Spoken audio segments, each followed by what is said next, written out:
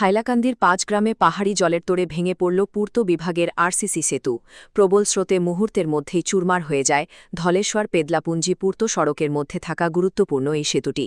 ফলে সম্পূর্ণভাবে বন্ধ হয়ে পড়েছে এলাকার যাতায়াত ব্যবস্থা। স্থানীয় সূত্রে জানা গেছে, টানা ভারী বৃষ্টির জেরে পাহাড় থেকে নেমে আসে তীব্র জলস্রোত।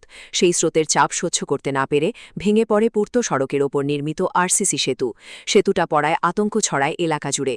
এই সেতুর ওপর দিয়েই প্রতিদিন বহু মানুষ, ছাত্রছাত্রী এবং যানবাহন যাতায়াত করত।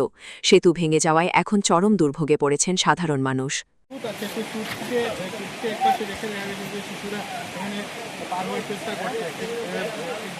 ভয়ঙ্কর দৃশ্য বলতে হবে, যেখানে একদিক থেকে একদিকে ব্রিজ ভেঙে পড়েছে, অন্যদিকে সেই ব্রিজ অতিক্রম করার চেষ্টা করছে, বিচ্ছিন্ন হৈ পৰিছে। আমি পথৰ এটা কাষত আছোঁ আৰু আনটো কাষত দেখা গৈছে যে বহু লোক এতিয়াও থিয় হৈ আছে। হাইলাকান্দিৰ যি পুৰণি বিচ্ছিন্ন হৈ পৰিছে, যাৰ ফলত এই অঞ্চলৰ যাতায়াত স্তব্ধ হৈ পৰিছে।